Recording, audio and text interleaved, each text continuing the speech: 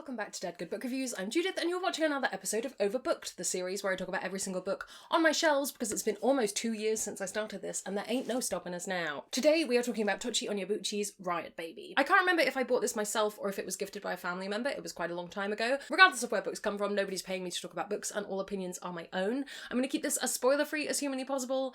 Can you spoil novellas? It's a question I've had before. I don't think in this case it would be ruined, but if you do want to go in knowing absolutely nothing, click away now. I'll also link the story graph for the book below in case you want to check out any user-generated content warnings, and I would recommend looking them up for this one. This is a speculative, I think probably technically counts as sci-fi, but I would just describe it as speculative. Superpowers kind of things sits in sci-fi, right?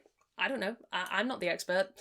Says person with a YouTube channel. Anyway, this is a novella about the Black experience, particularly examining racism and structural inequality. I first encountered Tochi Onyebuchi, who is a Nigerian-American author, through his novel Beasts Made of Night, which is a YA series. Beasts Made of Night and something else, I can't remember what the sequel is called. Enjoyed Beasts Made of Night a lot, read it back in my book blogging days. So I was really interested to read his adult stuff, and I know I really want to read Goliath, which is his latest full-length novel. It's been on my list for a while, I just haven't had the brain space, and I know I'm going to need to give it the brain space. I'll link his website in case you want to find out more down below. Allow me to read you the blurb. Ella has a thing. She sees a classmate grow up to become a caring nurse, a neighbour's son murdered in a drive-by shooting, things that haven't happened yet. Kev, born while Los Angeles burned around them, wants to protect his sister from a power that could destroy her. But when Kev is incarcerated, Ella must decide what it means to watch her brother suffer while holding the ability to wreck cities in her hands. Rooted in the hope that can live in anger, Riot Baby is as much an intimate family story as a global dystopian narrative. It burns fearlessly towards revolution and has quietly devastating things to say about love, fury, and the Black American experience. Ella and Kev are both shockingly human and immeasurably powerful. Their childhoods are defined and destroyed by racism. Their futures might alter the world. First pro, as a white British woman reading this, it opened up a lot of things that I didn't know about. I didn't know anything about the Los Angeles riots prior to this, and it sent me down a bit of a research rabbit hole, and I think that's a really good jumping off point to have. For me, it's one of my favourite things when books reference historical things or real-world things and let me just go on a little learning trip about them. I found that really helpful. I think for that reason it would be a really interesting book to read as a book club and just kind of delve into some of that stuff, especially if that's not something that you've personally, or not personally, but just generally not had any experience of. It also talks about a lot of things that obviously as someone who's trying to engage with this stuff, I have got familiarity with, but it's always interesting to hear that from a different perspective. I find this novella hugely evocative and emotional. I think as somebody who is always gunning for characters to succeed, I always want main characters to win, even if they're not particularly morally good, I want them to win. I found this book really difficult because the whole point is that the system is set up for them to lose. It is heartbreaking, and even more so because it is so true, the things that these characters go through and the traps that open up to catch them, and you're just...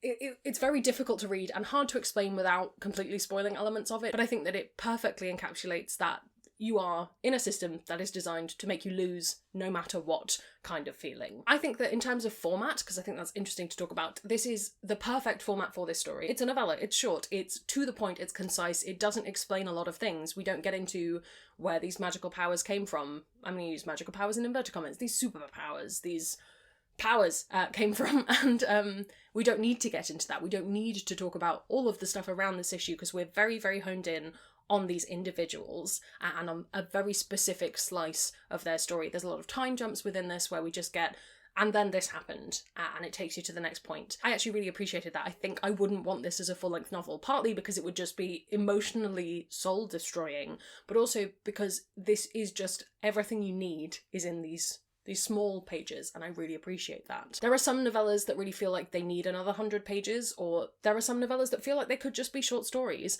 This feels like just the right amount of time to tell this story. If you are planning on picking this up, I actually think it's the kind of book that really benefits from multiple reads. I think I've read this 3 times now, and each time I've got more out of it. I've got more perspective on it, and partly that's because the world we are in continues to be awful, and the connections you make in that are fascinating, but and and harrowing, I guess. But also, it's just one of those books that, even though it's short, even though in theory you should pick everything up on a first read, it's well worth rereading. So if you are planning on getting this, I would set yourself some time to read it, and then maybe plan to read it again in a couple of months and just engage with it more, or to read it with someone else who's either already read it or who's planning on reading it that you can just chat around things with, because I think it's a good book to discuss. However, it's not an easy read. I've mentioned the content warnings. I'd recommend looking it up. I also think that it's probably a very different experience if you are a person of colour reading this than to me reading this, where I can be quite detached from it. I imagine that is a very different experience, obviously one that I can't speak on. I don't know whether this would feel very empowering or have that same emotional impact. I can only speak from my own experience of reading it. I did not find it an easy read. I found it one that I really had to engage with, and one that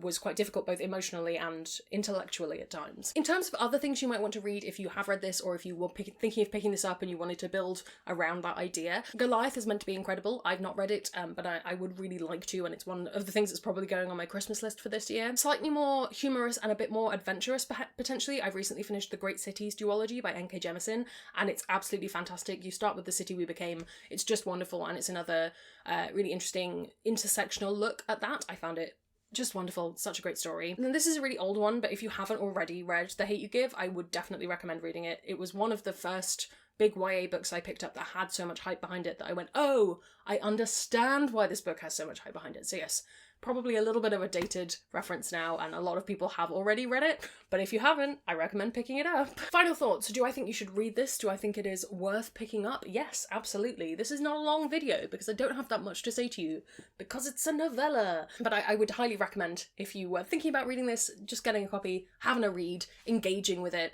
having a think about the themes and so such. It's really a great book for that, in my opinion. What are your thoughts? Have you read this? Do you have plans to? Have you read any other of Tochi Onyebuchi's works? Let me know down in the comments below. While you're down there commenting, if you haven't already, please do subscribe. It makes me feel loved and appreciated. You can also follow me on social media. Come hang out in Discord, where we have chill chats about books. Nothing makes me feel more loved and appreciated than my patrons over on Patreon, who support the channel and get early access to videos like this and exclusive bonus content. Thank you so much to them. If you would like to join their number, that's linked below. Thank you to you for watching. That's all from me, and I'll see you in the next one.